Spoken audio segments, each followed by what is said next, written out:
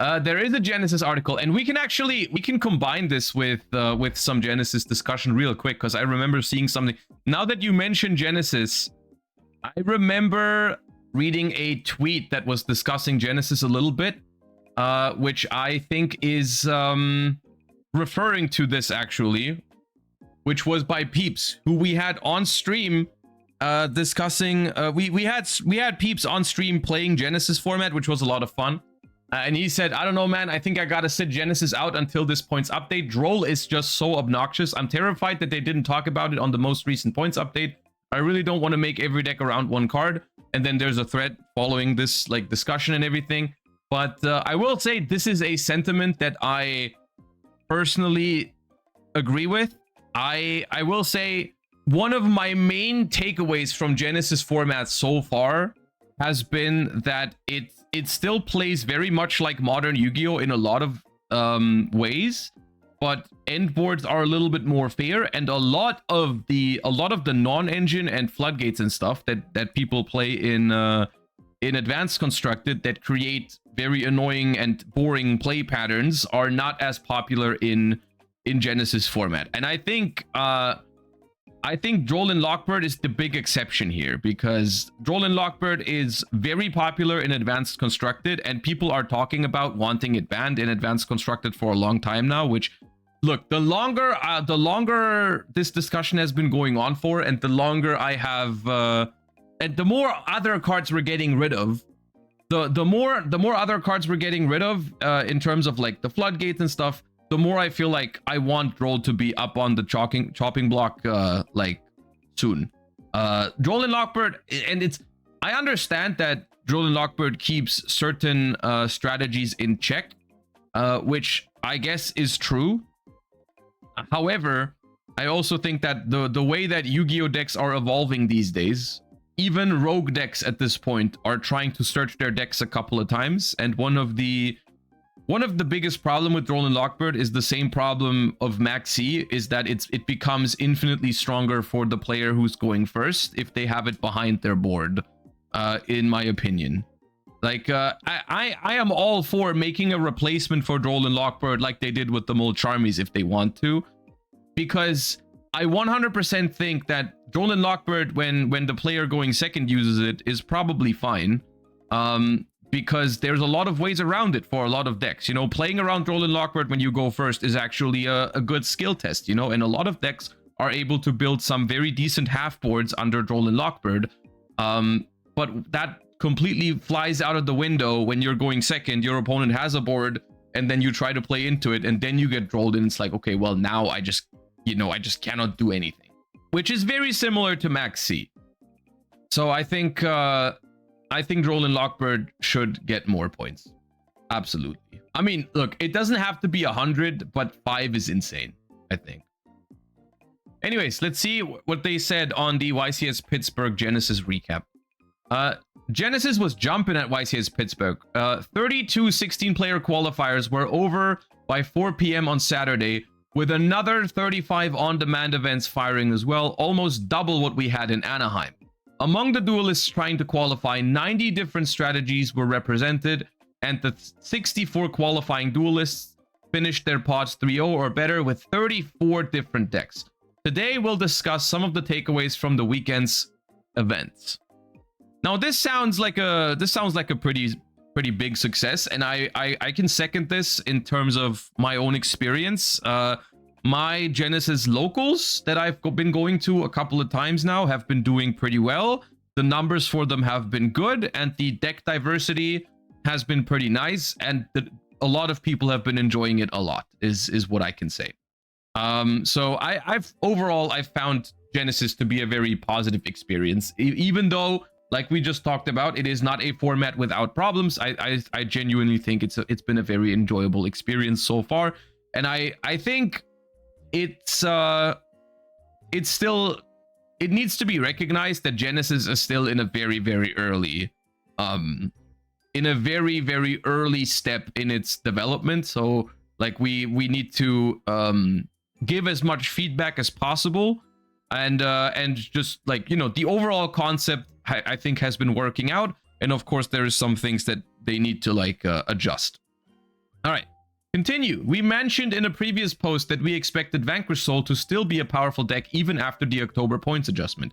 In Pittsburgh, 4 players made it to the Invitational using Vanquish Soul, and 1 made it all the way to the quarterfinals. The primary casualty of the points adjustments last month was Vanquish Soul Jiaolong.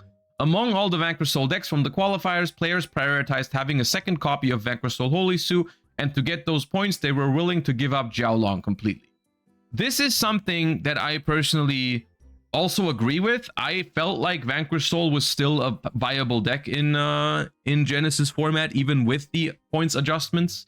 Which is, I think Vanquish Soul is kind of where it wants to be now in Genesys format, where I don't think it needs to get further points added, but it is still playable. Like you can do double Holy Su, triple Raisin for 99 points, and then just have to play 0 point non-engine.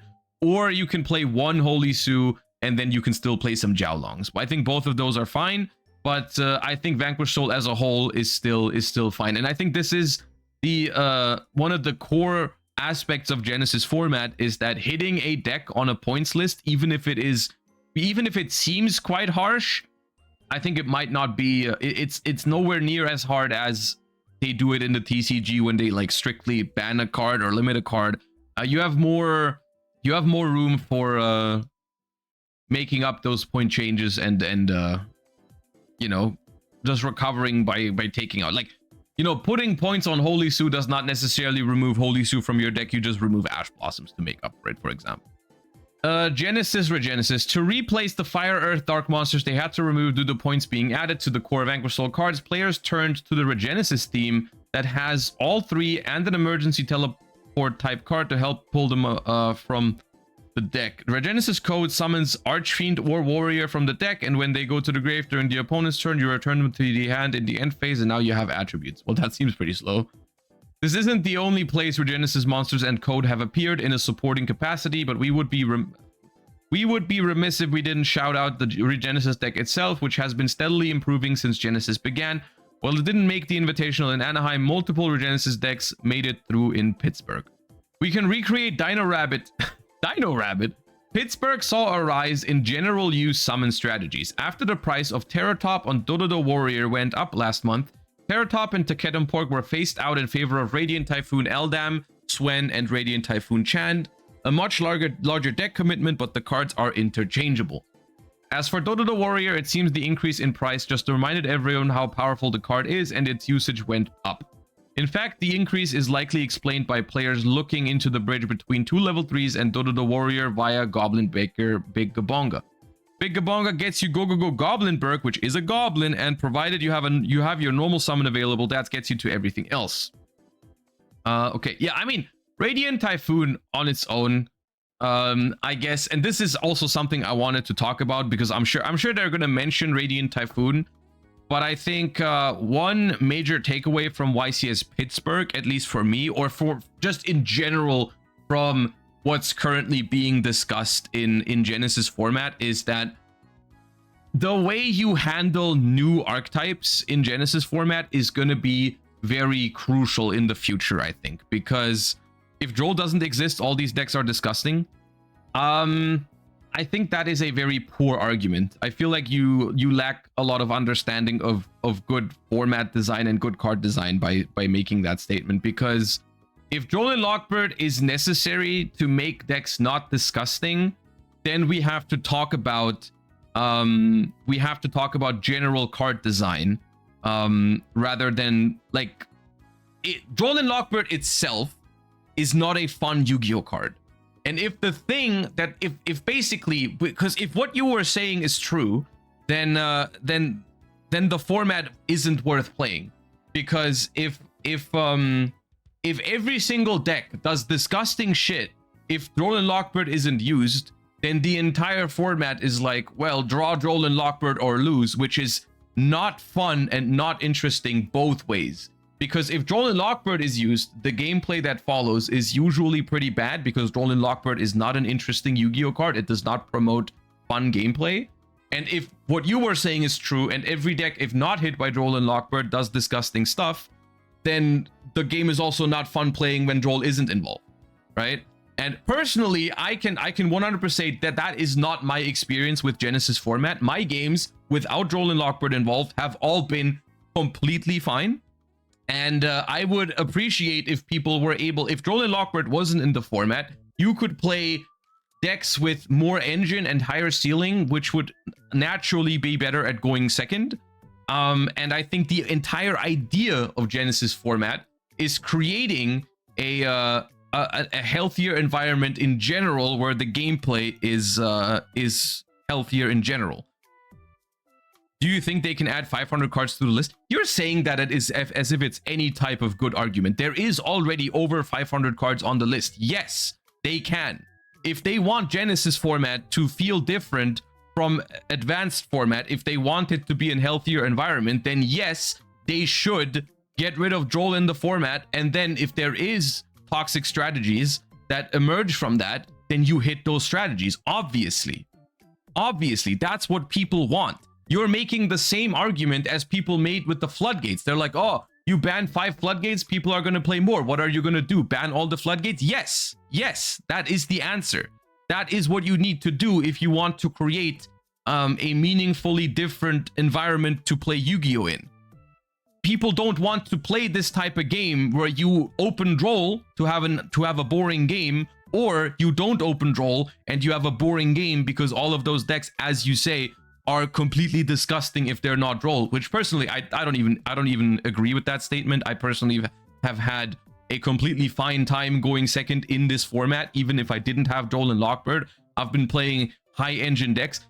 Honestly, my biggest problem when I was going second in this format was Droll and Lockbird. I always look at their board, and I'm playing these types of like higher engine decks. They're not like completely broken, but like decks like Dragon Ruler or something. I look at my opponent's board and I'm like, that's playable. And then I activate my Sacred Sword of the 7 stars, draw 2 cards, and then I get drolled, and I'm like, okay, no longer playable.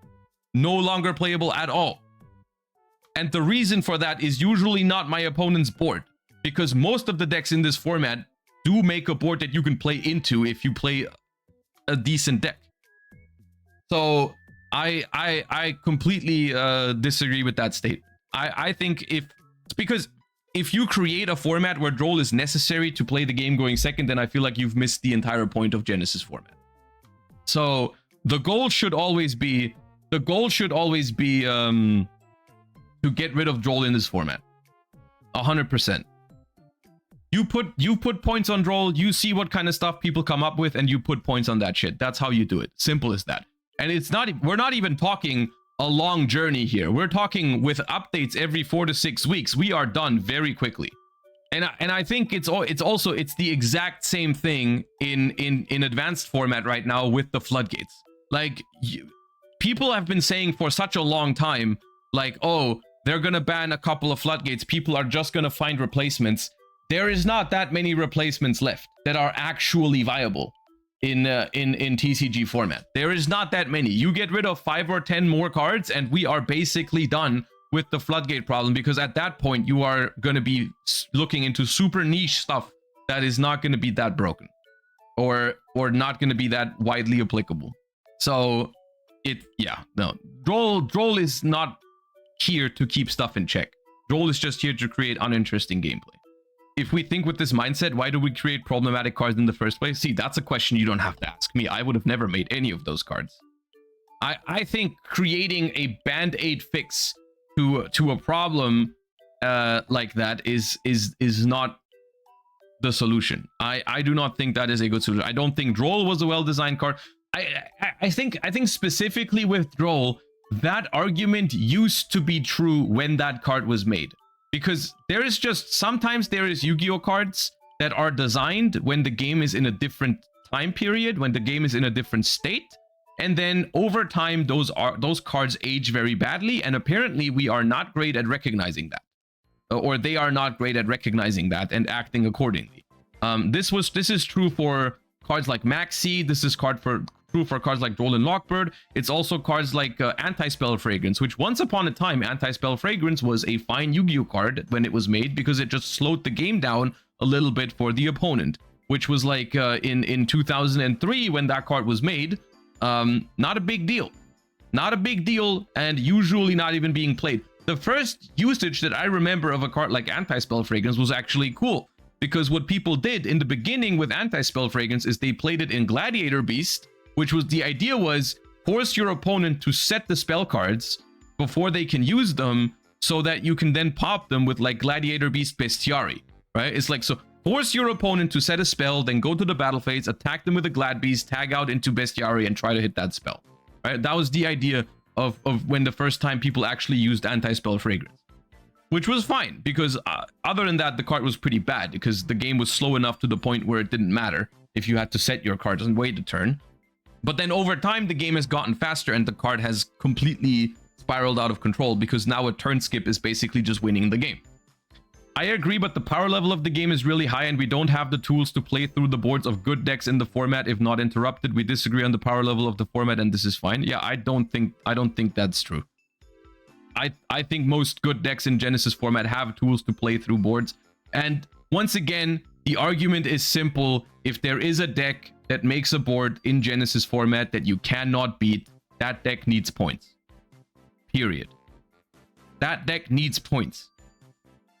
There is no way around that argument. Droll and Lockbird is not the answer. What are players doing with these cards? Mostly Xyz summoning, one Xyz monster that negates a spell trap and one that negates a monster effect, backed up by removal. Sometimes they also banish a bunch of your stuff, either with Dimensional Fissure and or runic spells. So I'm happy that Dimensional Fissure is mentioned here, finally, by name, because I'm hoping that, I'm really hoping that those cards get some points. And if you close your eyes, you might have a flashback to a Volzar, Lagia, and Dolka backed up by Macro, Cosmos, and some traps. Classic cards re-emerge. This time around, we saw a lot of classic cards and combinations appearing and succeeding. Fan favorite Dante is back in action and made it all the way to the quarterfinals. And his running mate, the Phantom Knights of Breaksword, did as well. Crystalwing Synchro Dragon made the field, and we even saw a re-emergence of the Wind Witch cards to help summon it.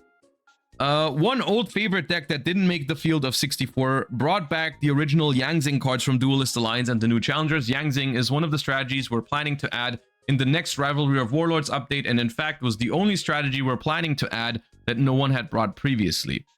Who's in, who's out? The number of unique strategies that made it to the Invitational increased from 24 in Anaheim to 34 in Pittsburgh. It wasn't all additions though. Some strategies that did make it in Anaheim did not make it in Pittsburgh. Some of those were a bit surprising. Out. Blue Eyes, Exosister, Fire King, Springance Punk, Jurak, Dinosaurs. Oh, those are almost the same. Hurley and Ascent. In. That's a lot of new stuff. Naturia, Psychics, Gem Knight, Dragon Maid, Invoke, Draco Tail, Super Quantum, Chimera Azamina, K9 Archmage, Mitsurugi, Drytron. Mitsurugi with 100-point Habakiri is crazy. Drytron, Ice Barrier, Monarchs, Rose Dragons, Megalith, Regenesis, K9, Onomad, ZW Utopia. I mean, it does this does confirm that at the moment in Genesys you can play a lot of stuff.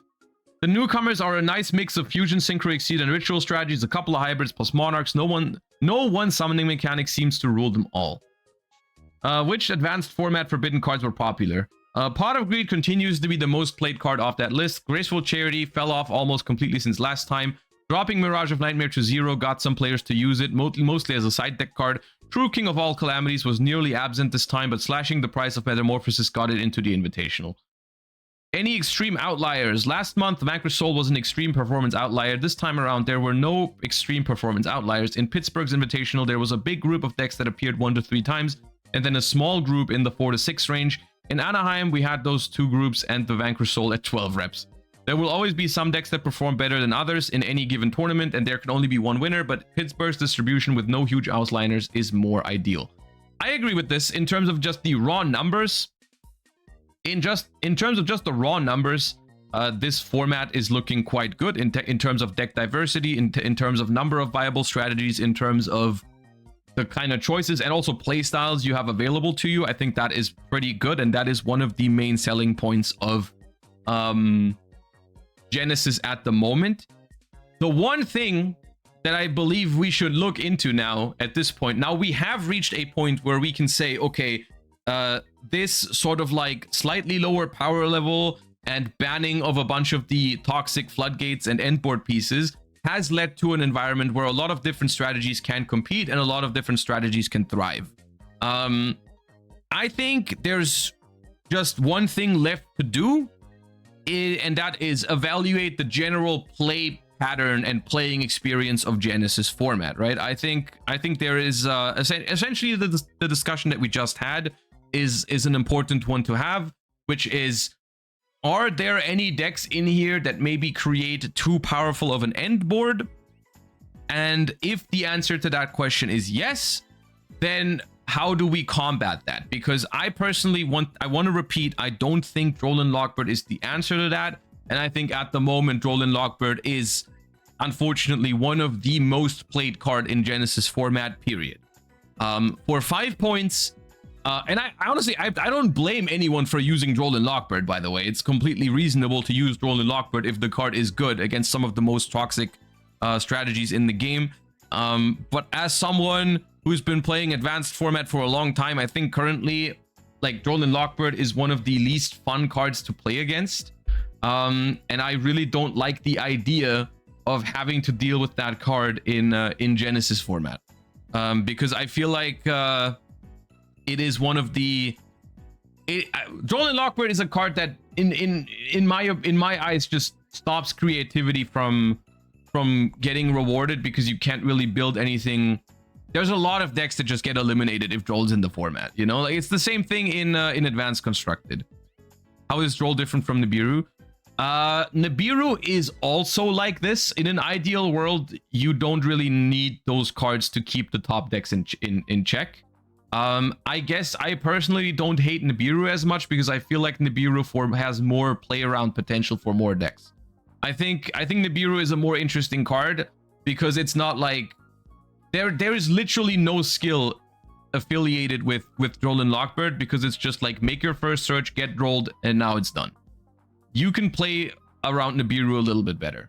Of course, I mean, yeah, you can activate a draw card or a quick play spell in like your draw phase, but realistically, you're going to activate your first effect in the main phase. There's zero decision for your opponent. They're just going to droll you, and then you're going to just have to play with that restriction for the rest of the turn. But yeah, the current landscape of Genesys is looking pretty good from our perspective, and there are 2 more YCS events happening this month with 2 more invitationals in tow. Notably, YCS Bologna will be our first chance to see how European duelists are approaching Genesys. You could probably guess this based on the tournament schedule and release calendar, but we figure we should say outright that there won't be a point adjustment this month. The next one is planned for December after we've had a chance to digest the new data. This is fine in my book, you know, give everyone a chance to play with the new points update, wait for YCS Bologna to happen, and then give us an update in December.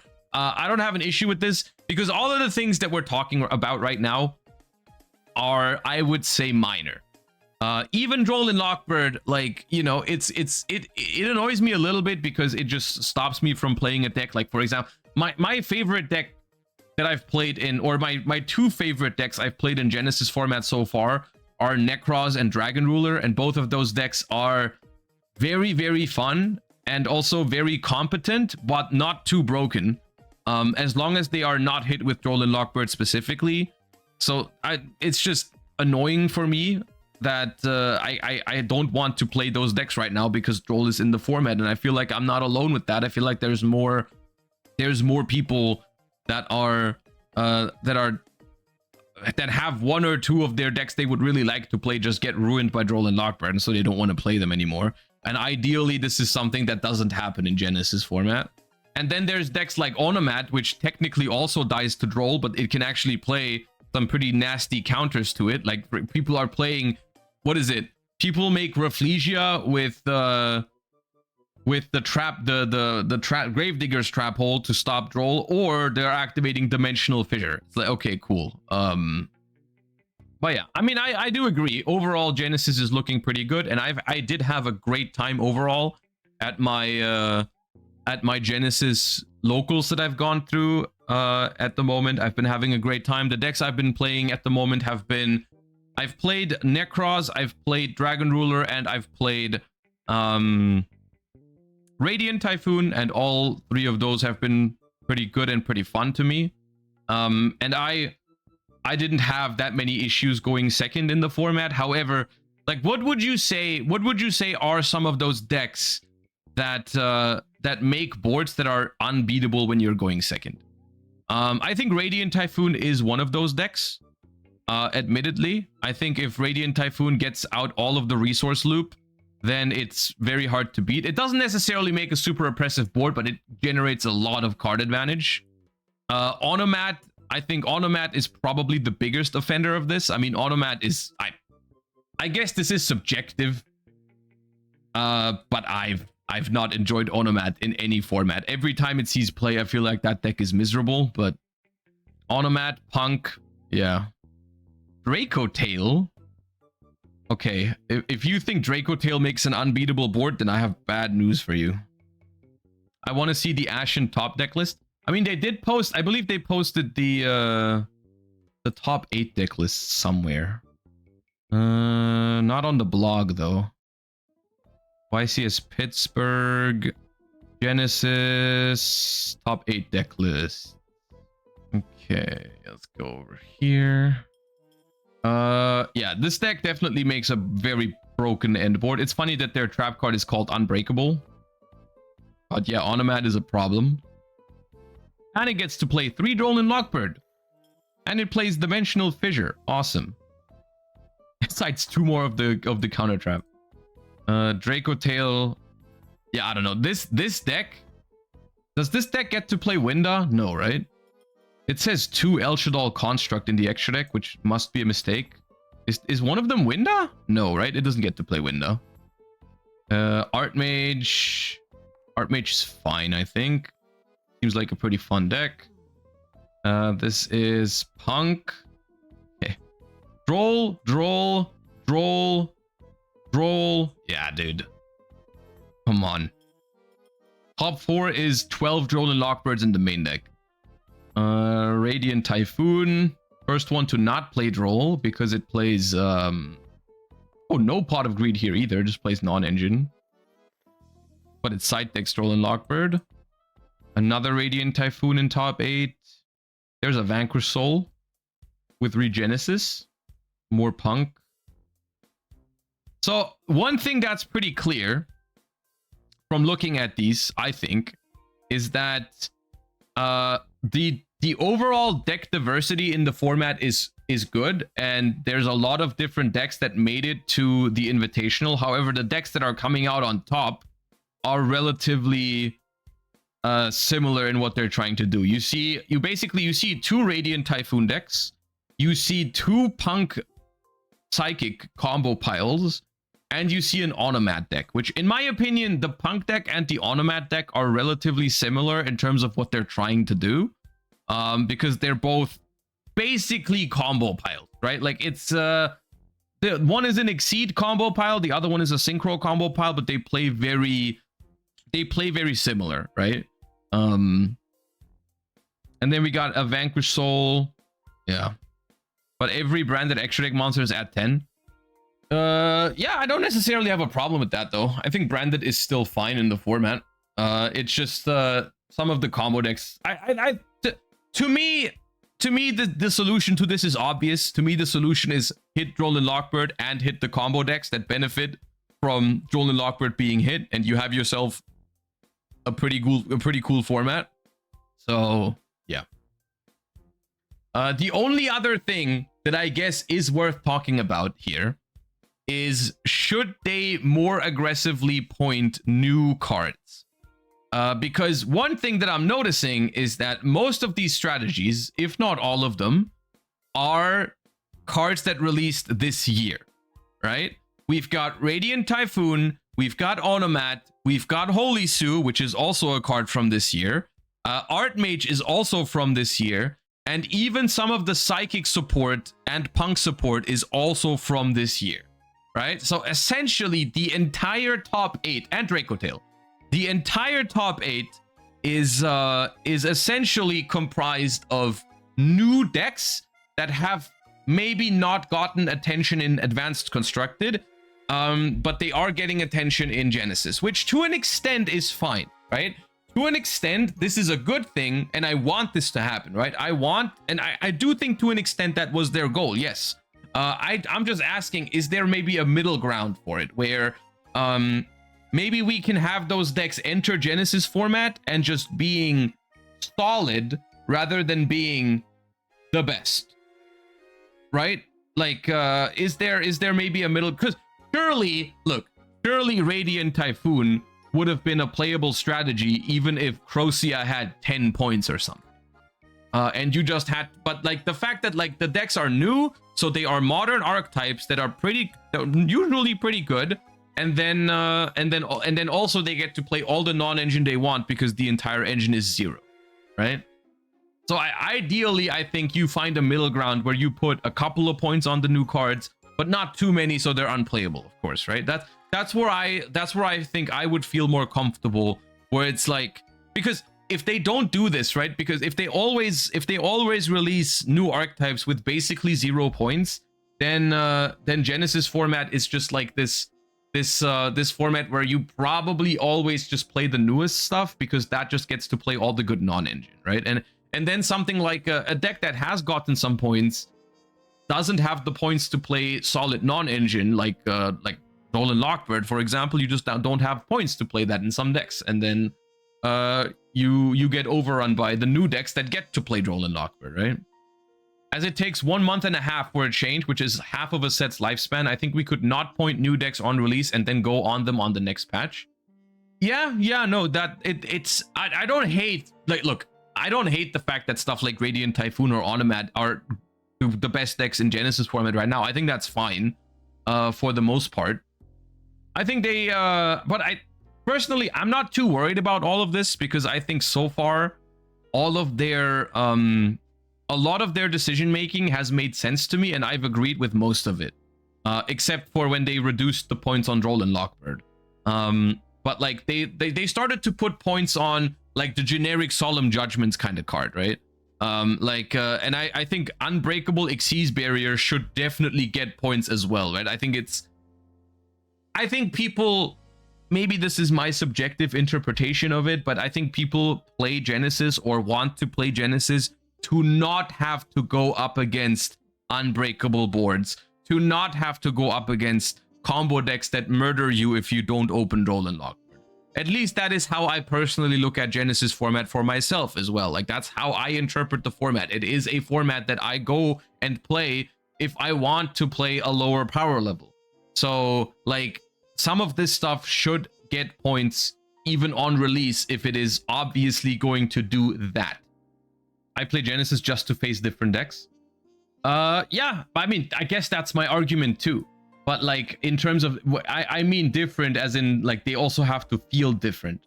Like, I don't think, I personally don't think playing against this Onomat deck when they go first feels very different than playing against like Fiendsmith Mitsurugi in TCG. I think conceptually it feels very similar to play against those two decks. Like, they're not that different. It's like you watch a cutscene and what you're met with at the end of it is a bunch of rank 4 stuff plus friends that you can't beat. So yeah, Onomat kind of killing Genesys for me at the moment. Worst deck to face. Yeah, that's what I mean. It's just like this type of gameplay is something that, like, if you want this type of gameplay, you have a bunch of it in Advanced Constructed, and people are already complaining about this stuff when it happens in Advanced Constructed. You know, when decks are like popping off like crazy when they go first, have unskippable cutscene combos, and build a basically unbeatable board at the end. That's a pretty bad play pattern. I think a lot of people agree on that. Not everyone. Like, some people really love combo decks, but you know, some people would like to play Genesys for a change from that. I hate to be that guy, but can any of us honestly say we don't aim to win going first? No, everyone tries to win. That's not what I'm talking about. But there is I feel like it's not that hard to see that there's decks that feel differently to play against.